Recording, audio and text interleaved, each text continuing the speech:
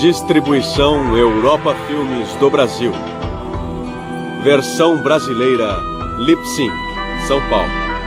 História das religiões.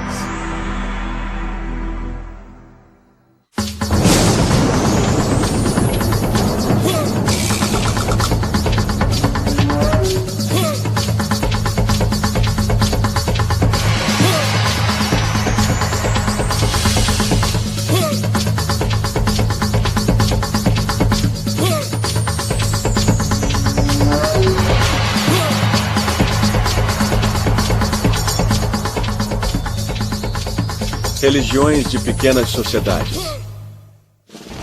Com o silenciar dos canhões ao fim da Primeira Guerra Mundial em novembro de 1918, o presidente norte-americano Woodrow Wilson se pronunciou. Ele queria que as nações da Europa Oriental e de outras regiões se tornassem independentes, e ele foi o grande propagador da ideia de nacionalismo. Os movimentos nacionalistas na Ásia e no resto do mundo alcançaram um sucesso quase universal. Surgiram estados nacionais por todo o mundo. Essa reorganização do globo excluiu muitas sociedades minoritárias. Tais sociedades são comumente tratadas com desdém pelas maiorias. Elas produzem pouca literatura relevante, mas são importantes para a história das religiões humanas. E sua vivência espiritual é, com frequência, profunda. Muitas das pequenas sociedades do mundo ainda vivem da caça e da coleta. Outras são voltadas para a agricultura e o pastoreio. Cercadas por poderosas indústrias e sociedades tecnológicas, essas minorias são ameaçadas de extinção ou assimilação enquanto perdem a terra que provê sua subsistência. Essas pequenas sociedades também fornecem pistas valiosas sobre as várias fases do passado da espécie humana. Antes do crescimento das cidades por volta de 5.000 anos atrás, no Oriente Médio, onde hoje se localizam o Egito, o Iraque e a Síria, a humanidade vivia como as pequenas sociedades de hoje, centradas na cultura oral. Isso foi antes de a agricultura avançar o bastante para conseguir produzir o excedente para suprir as cidades. Há relativamente poucas sociedades pequenas na Europa e na região do Oriente Próximo, porque o cristianismo e o islamismo têm dominado essas regiões desde tempos antigos. Apenas o Ártico europeu ainda é uma exceção, mas apresentaremos alguns exemplos das antigas religiões pré-escrita da Europa, dentre os vários lugares e povos com os quais iremos nos deparar. Cada uma dessas sociedades tem sua própria maneira de pensar e sua própria experiência particular. Quer andem sobre o gelo, caminhem pela floresta, atravessem o deserto ou vagueiem pelas savanas. As sociedades pequenas têm um elo especial com o seu meio ambiente.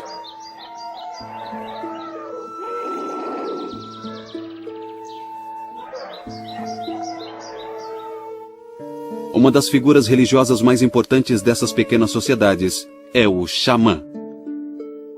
A palavra xamã é originária da Sibéria.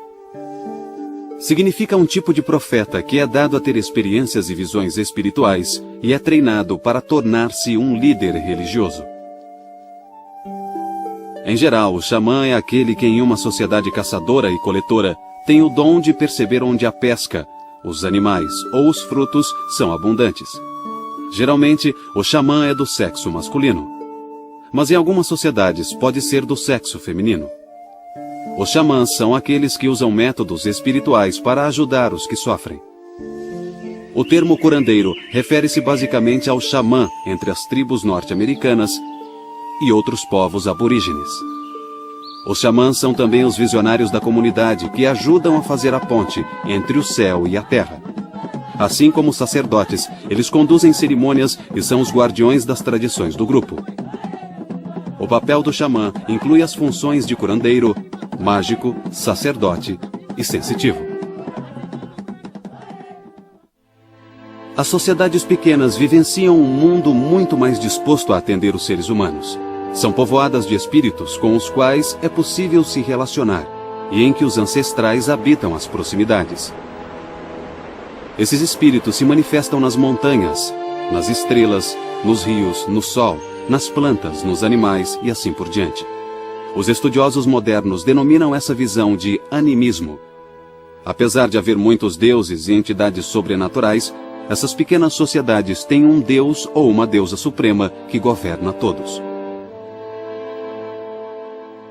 Entre o povo Ainu, do norte do Japão, há uma complexa hierarquia de espíritos bons e maus. O maior desses deuses celestiais é o Sol. A Lua é considerada a esposa do Sol. Quando a Lua não está visível, dizem que ela foi se encontrar com seu marido. Na Terra, os Ainus acreditam que o Deus maior é o fogo. Nas religiões das pequenas sociedades, a divindade suprema é muitas vezes distante. Por esse motivo, não existem sacrifícios ou outros rituais especiais associados ao Deus Supremo. O mais provável é que entidades menores se preocupem com os homens e os animais. Mas o Deus Supremo estará sempre presente no pensamento das pessoas. Os deuses e espíritos das pequenas sociedades também podem ser almas de algum objeto material da Terra. Significa que o Deus do Fogo reaviva o fogo, onde quer que ele exista. O Deus Urso vitaliza os ursos. O Deus do Mar vitaliza o mar. Na verdade, cada manifestação terrestre de um Deus expressa o espírito daquele Deus.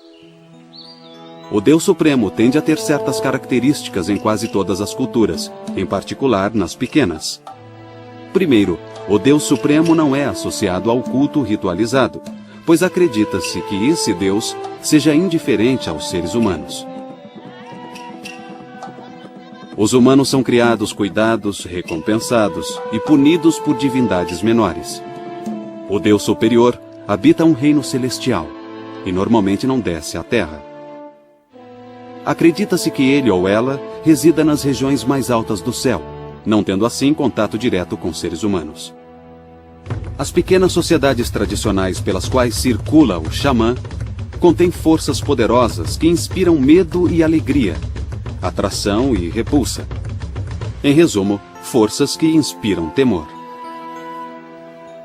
O mundo religioso das pequenas sociedades, um mundo de xamãs, divindades menores, de um Deus superior, ancestrais sempre presentes, de espíritos animísticos e mortos-vivos, apresenta uma realidade que é bastante diferente daquilo a que estamos acostumados. Nas sociedades modernas, os homens são vistos em contraposição à natureza. O mundo natural é desprovido de um Deus. Temos que exercitar nossa imaginação. Temos que imaginar que os deuses vivem à nossa volta. No trovão, nas árvores, nos rios e nas montanhas, nos ursos e nos leopardos. De certo modo, não é fácil imaginar os deuses sob as luzes das ruas iluminadas pela eletricidade gerada por energia nuclear. Nas cidades iluminadas, não enxergamos as estrelas.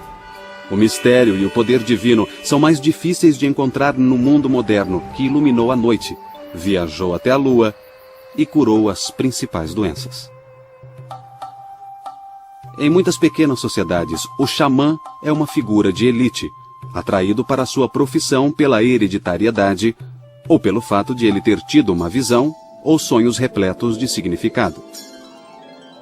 A visão pode ter sido induzida por práticas ascéticas, tais como se submeter ao frio ou calor intenso. Por exemplo, chalés para suar são utilizados no norte da Europa, na América do Norte e pelos povos da Sibéria. É um tipo de tenda ou cabana, onde se colocam pedras aquecidas. São os precursores da sauna que os ocidentais modernos desmistificaram e converteram em um instrumento para alcançar o bem-estar físico. Todo xamã deve demonstrar grande talento visionário. Entre muitos nativos da América do Norte, existe a tradição fortemente arraigada na busca da visão, em que um jovem sai para viver sozinho em um local selvagem e de grande significado espiritual. Aqui, o aspirante a xamã espera que um sonho ou visão legitime seu potencial visionário. Durante o treinamento, o xamã também recebe orientações sobre remédios e plantas, aprende técnicas para afastar a morte ou ressuscitar um morto. As aventuras oníricas do xamã também o levarão a conhecer outros mundos. e isso lhe dará segurança em sua futura vocação. Ele agora é curandeiro, e é também o que os gregos chamavam de psicopompo, ou condutor das almas. O deus grego Orfeu, músico divino, capaz de encantar aves, animais, humanos e deuses, desce às regiões abissais para resgatar sua esposa, Eurídice, que morreu picada por uma cobra. Ele tem permissão de trazê-la de volta ao mundo dos mortais, desde que ele a conduza e ela o siga. Mas existe uma condição fatal. Orfeu não deve olhar para Eurídice durante o trajeto. A despeito da ordem, ele olha para ela no último momento e a perde para sempre. Em inúmeras culturas, os especialistas sagrados também usam máscaras. Isso demonstra uma mudança de identidade, já que o sacerdote assume a aparência do ser divino durante as cerimônias sagradas. Esta máscara é da tribo Bazong, do Zaire. É chamada de máscara Kifube, que significa máscara, e na verdade ela é considerada a máscara para a cura mais eficaz em toda a África. A sua estruturação é magnífica, o seu formato procura recriar a aparência de um lagarto, e ainda mais significativo é que ela tem essa boca beiçuda, demonstrando a capacidade da máscara de extrair a febre dos doentes. Esta é uma máscara Mende, pertencente aos bundos. Esta é uma das poucas máscaras criadas exclusivamente para as mulheres usarem. Há pouco tempo, ao descrever estas máscaras, nossa tendência era pensar que a fisionomia do rosto era aquela que agradaria esteticamente aos maridos das mulheres Mende. Mas, entretanto, sabemos hoje que a testa larga não é um defeito físico, ao contrário, representa a grande imaginação e inteligência das mulheres. O rosto delicado procura mostrar, comparado à fronte larga, que a beleza do rosto, a inteligência e a imaginação, elas devem ficar em equilíbrio. Assim, de um modo geral, a vestimenta do xamã é um símbolo de sua ligação íntima com as forças sagradas do mundo. A vestimenta mostra como os deuses e os espíritos são representados. Em muitas civilizações, buscamos as imagens de deuses e santos nos templos. Mas neste caso, é como se o xamã fosse o templo. Podemos ainda acrescentar que nem toda a elite espiritual preenche o papel completo do xamã, mas alguns elementos do padrão xamânico estão presentes num grande número de sociedades. Às vezes há um profeta visionário que não se envolve com processos de cura, mas faz a ponte de comunicação entre espíritos e seres humanos. Um sacerdote realiza cerimônias, mas não tem necessariamente a mesma vivência e prática em questões de experiência religiosa. Há muitas explicações de como o cosmos supostamente surgiu. Talvez a descrição mais frequente seja de que o mundo surgiu de uma espécie de vazio ou nada, trazido à vida por um criador ou criadores. O povo Selknam, que vive na Terra do Fogo no extremo sul da América do Sul, acredita que o Ser Supremo, Temalkel, criou o céu estrelado e a terra sem forma. Então, uma divindade menor surgiu e criou a espécie humana. Os Selknam acreditam que esses povos antigos não morreram. Para eles, a morte era um sono lindo do qual uma pessoa revitalizada ressurgiria e envelheceria novamente. Quando alguém quisesse desistir dessa sucessão de vidas, ele poderia se tornar outra entidade, como uma estrela, uma gaivota, um leão marinho ou uma montanha. Mesmo após a criação, a plena condição humana não se realiza até a morte surgir no mundo. E os mitos tentam explicar isso também. É comum acreditar que alguma escolha ou ação dos primeiros seres humanos trouxe a morte para o mundo. Uma variação diz que os primeiros homens enfureceram o Deus Supremo. E isso teria afastado ainda mais. E explica por que o céu está tão distante da raça humana. Muitas culturas falam de outros seres espirituais, como fantasmas. As sociedades geralmente têm rituais associados aos espíritos ancestrais. Esses rituais são geralmente descritos como adoração aos ancestrais, mas a expressão é de certa forma inadequada. Apesar dos ancestrais serem reverenciados, não são adorados como deuses. Se os mortos são temidos, é porque alguns espíritos de mortos acreditam que lhes foi negado o ritual necessário para guiá-los em segurança para o além. Na Roma antiga, acreditava-se que os mortos perdiam sua individualidade à medida que se mesclavam com os Dimanes, ou deuses ancestrais das profundezas. Ao contrário da maioria das culturas, os antigos romanos acreditavam que os ancestrais se tornavam deuses, e os mortos eram considerados um conjunto divino. Sacrifícios eram jogados em valas no Foro de Roma e outros locais durante festas para os mortos. As valas eram um meio de comunicação com as profundezas de forma bastante literal. Os povos do Ocidente geralmente não se veem como praticantes de culto aos ancestrais, mas a comunhão dos santos entre os católicos e outros cristãos é, na verdade, semelhante à adoração dos ancestrais.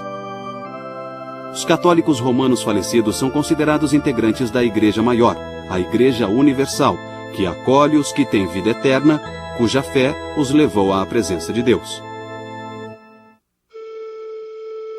Em época diferente, em outra parte do mundo, existe o sacrifício do urso do Ainu, o povo aborígene que habita o extremo norte do Japão. Frequentemente eles engordam e mimam um filhote. A aventura de capturar essa cria é oferecida ao jovem Ainu e seus esforços lhe conferem valentia. O filhote pode até ter sido criado dentro de casa, mas quando se torna grande, bruto e com as garras afiadas, ele é preso em uma jaula resistente. Ali, o urso será preparado para o momento mais importante de sua vida, sua própria morte. O sacrifício de animais geralmente está associado ao ato de comer, talvez porque seja comum associar o fogo aos atos de sacrifício. De acordo com o pensamento simbólico, o fogo ajuda a conduzir as coisas para o alto. É comum imaginar que os deuses habitam o céu e que são invisíveis. Assim, é bem apropriado queimar os objetos para que sua essência seja enviada na direção do reino divino. Aqueles que fazem o sacrifício renunciam a algo valioso. Como qualquer presente, perde o significado se não tiver valor. Geralmente, o sacrifício é oferecido para influenciar o humor do espírito, mas pode ser que o ofertante acredite que seja devido. Os sacrifícios são realizados para que determinado Deus se mantenha bem relacionado com quem faz o sacrifício. Algumas oferendas são feitas para trazer chuva ou colheitas férteis, ou vitória numa batalha. Assim, os sacrifícios cobrem mudanças naturais e eventos materiais que beneficiam o indivíduo ou o grupo. Eles podem auxiliar nas mudanças sociais ou podem expiar algum pecado ou quebra de tabu. Até recentemente, alguns povos realizavam sacrifícios humanos. Isso pode incluir elementos de canibalismo por motivos bastante óbvios. Assim como o consumo de carne animal é visto como algo que fortalece quem a consome, comer a cabeça ou o coração do chefe inimigo pode transferir sua coragem e força a quem o matou e a seu grupo. Os sacrifícios humanos eram comuns na América Central, por exemplo, entre os astecas, caribenhos e outros. A lógica dessa prática era a de que a oferenda era bastante valiosa ou poderosa. Os astecas tratavam a vítima de sacrifício com muito respeito e lhe ofereciam uma ótima vida enquanto ela durasse. Os astecas também acreditavam que o jovem a ser sacrificado se tornaria um deus após sua morte. Portanto, os rituais, privilégios e honrarias oferecidos pretendiam reconhecer ou conferir status de divindade ao futuro Deus em sua passagem desta vida para outra. Como já vimos, nem todo sacrifício envolve a matança de homens ou animais. Vários envolvem plantas ou até presentear com artefatos. O importante é o valor da oferenda. E nem todos os rituais implicam em sacrifícios. Como já vimos, o xamã também é curandeiro, e essa função requer certos rituais. Outros ritos antigos que persistiram nas sociedades indígenas incluem formas de magia, manipulação de forças sagradas inerentes ao mundo natural, métodos de cura através de curandeiros e curandeiras, magia, adivinhação e o uso de oráculos. Na verdade, parece que uma variedade de práticas similares espalhou-se um dia pelo mundo, produzindo um conjunto de diversas religiões com vários temas em comum. Tal sistema aparentemente se espalhou pelo mundo todo antes e durante o surgimento das grandes civilizações urbanas. Antropólogos e demais estudiosos têm debatido muito sobre as diferenças entre magia e religião. A distinção é muitas vezes difícil de ser feita. Como alguns de nós, de culturas avançadas e tecnológicas, costumamos duvidar da magia. Geralmente não percebemos que a fórmula mágica é muito razoável dentro de uma visão de mundo onde não há concepções científicas modernas. A magia costuma empregar fórmulas sagradas, como orações.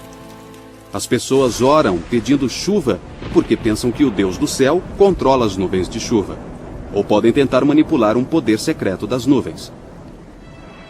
Em algumas sociedades, acredita-se que determinada fórmula traz chuva com ou sem a vontade do Deus da chuva. A adivinhação inclui a noção de que semelhante afeta semelhante. Quando se observam práticas adivinhatórias, é preciso considerar a energia que está por trás. É preciso entender que o método de adivinhação, seja além do tarô, ou runas, ou ossos de galinha, ou gotas de sangue, como os adeptos de santeria faziam no passado, tudo isso são apenas meios de acessar essa energia. Então você não está realmente lendo o instrumento, está interpretando a energia por trás dele. A prática da adivinhação é um meio de se conectar com o espírito ou consciência universal ou Deus, como quiser chamá-lo, e obter maior conhecimento sobre uma questão específica. Para tentar adivinhar, as pessoas geralmente fazem uma pergunta e realizam uma ação física, como jogar uma pedra. Se a pedra cair para um lado, a resposta é sim. Se cair para o lado oposto, a resposta é não. Tais recursos de adivinhação são amplamente conhecidos. Pode ser importante nas tradições bem arraigadas, como nas cartas de tarô.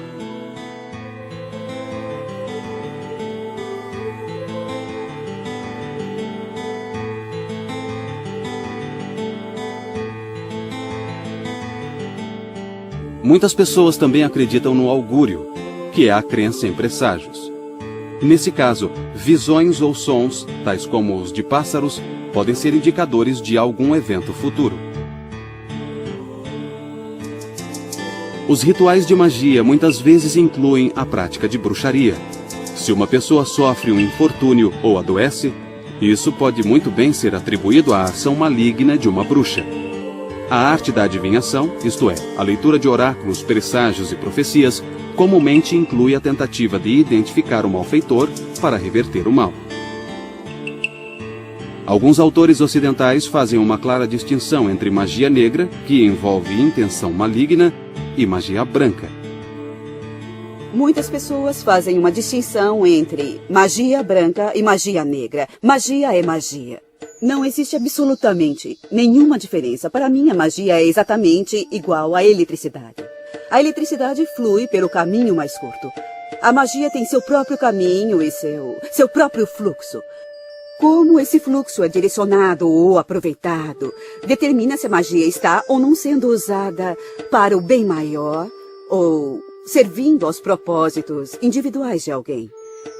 Tudo depende da intenção com que é manipulada.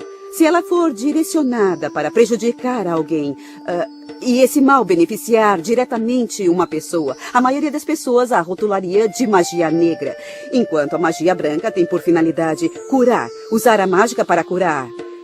Mas, na verdade, depende de como você a usa. Por exemplo, o martelo é só um martelo. Podemos usá-lo para bater um prego ou afundar o crânio de alguém. E com a magia é a mesma coisa.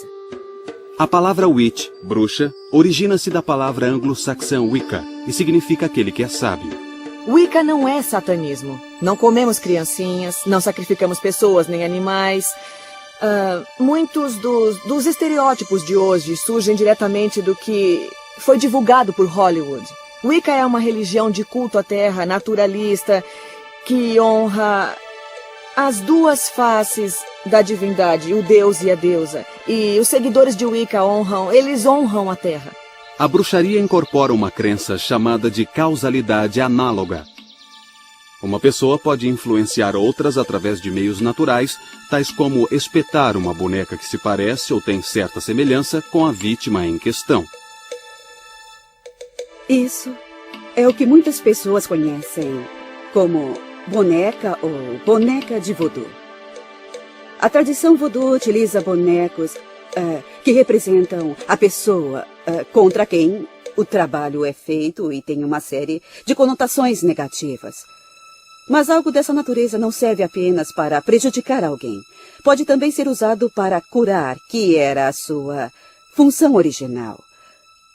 Usa-se isso para focalizar e representar a pessoa que necessita de tratamento e colocar pedras ou qualquer coisa tangível para visualizar a cura. Então, é preciso dizer que há muitas conotações positivas além de negativas. Geralmente, quando pensamos em religião, a moralidade não está muito distante. Então, é surpreendente saber que nas sociedades pequenas há pouca ou nenhuma ligação entre religião e moralidade. Nem mesmo os deuses agem sempre de maneira muito nobre. É claro que algumas sociedades primitivas interpretam eventos ameaçadores como trovões e raios como atos caprichosos dos deuses. Às vezes, esses eventos são interpretados como punição por alguma transgressão humana ou, talvez, por violar um tabu. Eventos ameaçadores também são interpretados como vingança divina, que é uma motivação divina que tem pouco ou nenhum mérito moral. E é preciso lembrar que nem todos os espíritos são vistos como bons. Portanto, seriam atos malignos ou hostis de outros espíritos nessa ampla sociedade formada por pessoas, ancestrais e deuses. As decisões morais refletem um sistema de crenças que é normalmente derivado de uma tradição religiosa ou de algum substituto secular de fé religiosa. Assim, não deveria ser surpresa que diversos grupos indígenas considerem a moralidade, os costumes e os tabus como parte de uma visão de mundo mais ampla, que inclui o que hoje conhecemos como religião. A questão é que, para a maioria dessas sociedades, é o comportamento inadequado que ameaça o grupo. Geralmente, as sociedades também condenam as ações que possam ameaçar ou enfraquecer a comunidade. Mas numa pequena sociedade com seus ancestrais e deuses, não é fácil distinguir as normas socialmente definidas das religiosamente definidas. As pequenas sociedades seguem várias moralidades sexuais. Existe o casamento arranjado, o casamento por sequestro, o casamento temporário, a coabitação pré-marital e, em alguns grupos, até mesmo casamentos entre irmãos e irmãs. Um grupo pode ser poliândrico, no qual a mulher tem vários maridos, ou pode ser polígamo, no qual o homem tem várias esposas. As pequenas sociedades sobreviveram em ambos os casos. Enquanto o adultério seja quase sempre banido e cause conflitos em algumas sociedades, há sociedades em que a esposa é oferecida ao hóspede, como entre os inuites. Os ocidentais criticam severamente o que chamam de ética primitiva, porque ela abrange práticas como o canibalismo e o sacrifício humano, apesar de serem poucas as sociedades que as praticam. A noção de sacrifício que os primeiros missionários cristãos consideraram abominável entre os africanos, que seria o sacrifício humano e o animal, basicamente não tem muita diferença entre o ato de sangrar uma galinha e consumir o vinho, que simboliza o sangue do Salvador crucificado. Ao converter as pessoas à fé cristã, os missionários achavam que estavam elevando-as à civilização. O comportamento ocidental perante populações nativas nem sempre confirmou sua suposta superioridade moral. Indígenas vulneráveis foram exterminados indiscriminadamente. Terras foram roubadas.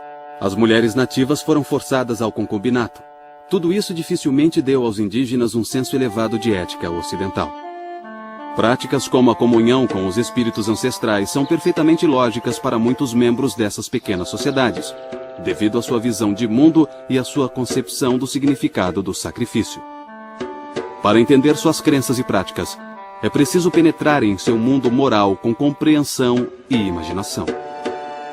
Mas às vezes nossa empatia é bloqueada pelo preconceito que prevalece na cultura ocidental, e que afirma que as crenças e práticas dos povos indígenas são, de certa forma, supersticiosas e ultrapassadas. A própria ideia de superstição é questionada, porque muitas religiões adotam crenças que não podem ser testadas ou confirmadas por métodos racionais. A palavra superstição tem raízes latinas, que significa estar acima ou além. Isso pode se referir a ir além dos limites da crença racional, apesar de estudiosos considerarem a superstição um resquício ou sobra de uma crença anterior e supostamente mais primitiva.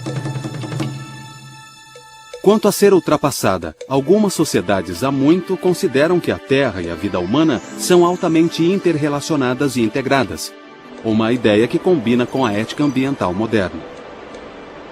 Seria então melhor não concluir precipitadamente que as crenças e os rituais de outros povos são simplesmente arcaicos ou supersticiosos. O totemismo, que deriva da palavra totem, é uma palavra mista utilizada pelo povo Ojibwa e pelo povo Algonquino da América do Norte. O totemismo identifica o clã com um objeto, como um animal, ou talvez com um fenômeno natural, como o sol ou a chuva. Os grupos têm uma relação especial com seu totem, e isso reforça o seu senso de solidariedade. O clã totêmico geralmente é exogâmico, ou seja, seus membros se casam fora do clã. Assim ocorre uma evolução natural de crenças religiosas e lealdade como resultado desse tipo de casamento. Um traço de totemismo na Europa é encontrado num clã irlandês conhecido como Connelly, cujos membros supostamente se transformaram em focas no passado. Disse que esse clã teme matar ou comer uma foca. Tal incidente certamente traria má sorte.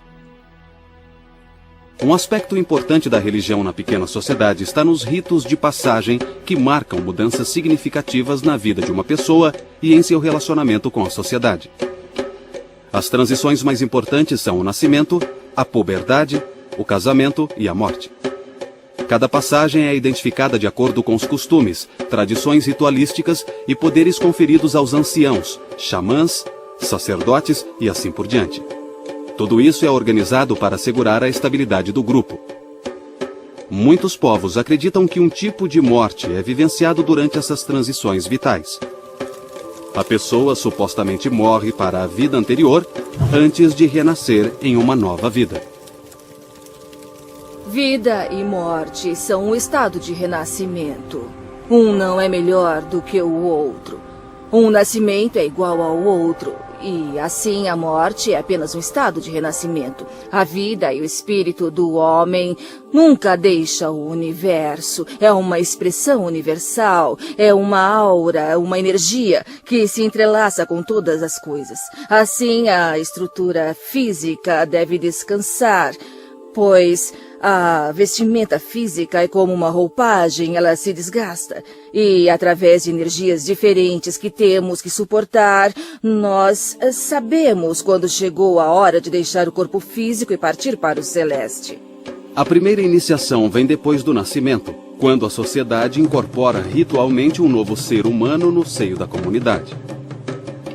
A cerimônia tem um significado social e um significado sagrado. Socialmente, a nova pessoa é admitida à sociedade. Se tudo correr bem, ela será iniciada na vida adulta, se casará e, por fim, passará para a vida após a morte. Espiritualmente, considera-se que a criança foi submetida e mergulhou na correnteza dos vivos, ou seja, nas águas da vida. Entretanto, dentre todos os rituais de passagem, o mais importante é o que se segue à morte. Muitos, se não todos os povos indígenas, acreditam na sobrevivência de ancestrais e as cerimônias fúnebres garantem passagem segura para a outra vida, quando então poderão se reconectar à comunidade terrena. De certa forma, continuarão a integrar a sociedade terrena. Assim, para os povos indígenas, o funeral é menos o fim e mais uma iniciação para o outro mundo. Os rituais de passagem ajudam a manter a estabilidade e a ordem na comunidade. De modo geral, as sociedades que têm uma dimensão ritual mais rica e complexa precisam de especialistas para executar esses rituais, ou seja, os sacerdotes. Por exemplo, os sacerdotes são necessários para empossar o chefe, cuja autoridade é legitimada pelos rituais que lhe dão novos poderes. Os rituais são parte importante dos costumes e da lei, e estabelecem funções especiais ou mudanças de status que devem ser respeitadas de forma a propiciar estabilidade social. Para os jovens, as iniciações impõem disciplina e até mesmo rigor para prepará-los para as privações da vida adulta. Existem muitas fases na vida de um pagão ou de uma bruxa que são celebradas de acordo com as tradições Wicca, tais como o ritual de passagem, quando um adolescente abandona a adolescência ou a infância, atinge a vida adulta e assume certas responsabilidades. O rito de passagem o posiciona dentro da comunidade e ele passa a integrar e ser responsável perante ela. Hoje, estamos diante do deus e da deusa, e com esta Artemísia eu defumo tanto o corpo, quanto a mente e o espírito, porque hoje você passa diante da inocência e da infância e cruza o limiar da feminilidade.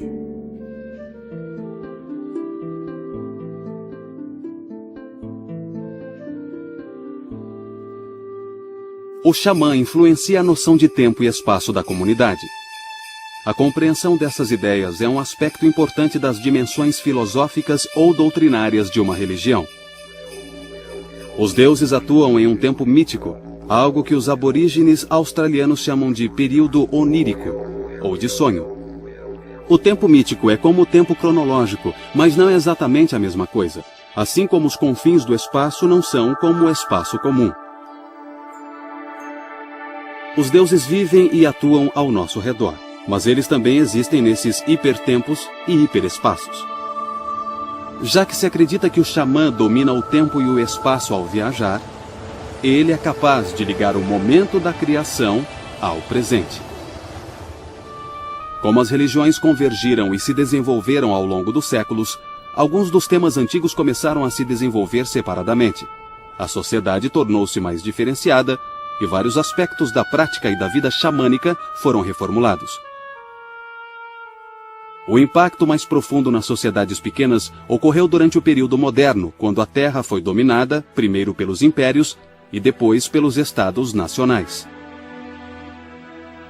Quando as tribos habitavam regiões cobiçadas, eram simplesmente transferidas ou dizimadas. O tráfico de escravos deslocou muitos povos e destruiu grande parte de suas culturas. Quando o Império Otomano foi vencido e desmantelado após a Primeira Guerra Mundial, muitas terras árabes foram dominadas por potências europeias. Essa imensa revolução cultural atingiu mais duramente os povos indígenas. Retraídos em seu habitat, os povos indígenas sofreram muito com o choque da era colonial moderna. O colonialismo trouxe doenças estranhas, novas técnicas fantásticas e conhecimento, missionários, escrita, governos nacionais, novas religiões, novas medicinas e uma cosmologia muito diferente. Esperava-se que essas pequenas sociedades assimilassem tudo isso num período relativamente curto. A maioria dessas sociedades apenas conseguiu evitar ser absorvida por culturas maiores. Muitas delas ainda lutam para preservar as estruturas que têm dado sentido às suas vidas. Como o sistema colonialista chegou à África do século XX, ficou claro para o africano que não importava ele se converter ao cristianismo. De uma maneira ou de outra, ele seria privado das vantagens sociais e econômicas gozadas pelo cristão branco em seu próprio meio. De fato, um dos boatos mais comuns na África inteira na virada do século era o de que os colonialistas escondiam a Bíblia verdadeira do negro africano e, por causa disso, de certa maneira, ele não podia participar plenamente da cultura, da sociedade e da riqueza material do homem branco que vivia ao seu redor. Esse descontentamento gerou uma enorme leva de profetas e messias que surgiram do seio dos grupos africanos. Esta é uma tradição, é claro, que teve como auge o arcebispo Desmond Tutu, quando ele se manifestou contrário às potências colonialistas. Foi exatamente isso o que as primeiras figuras messiânicas e proféticas fizeram na África. Até o período colonial, as forças políticas deixavam os povos indígenas livres para seguirem seus costumes. Tratado de Paz. Mas agora os regimes colonialistas queriam impor uma estrutura administrativa unificada e um padrão educacional uniforme. Essas mudanças, além das influências econômicas coloniais, exerceram um impacto profundo sobre os povos indígenas, seja na Sibéria, na Patagônia, Índia Central ou no território Zulu. As guerras e a perda de território causaram um grande trauma nessas sociedades. Às vezes, as profecias eram mais ternamente sugestivas. Foi o caso da famosa Dança do Fantasma. O profeta Uavoca, da tribo norte-americana dos Paiute, instruiu seus seguidores a dançarem num ritual típico. Apesar da mensagem de Uavoca ser pacífica, os movimentos da Dança do Fantasma geraram uma reação armada. Culminou na tragédia de Wounded Knee, em 1890, na qual 200 homens, mulheres e crianças da tribo Dakota foram mortos por tropas norte-americanas no novo estado de Dakota do Sul.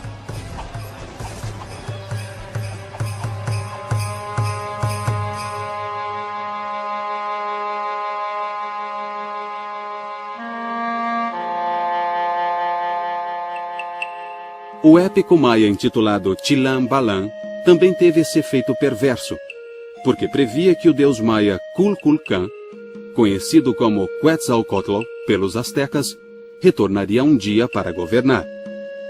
Assim, os espanhóis barbados, que navegaram até lá do leste, foram vistos como deuses.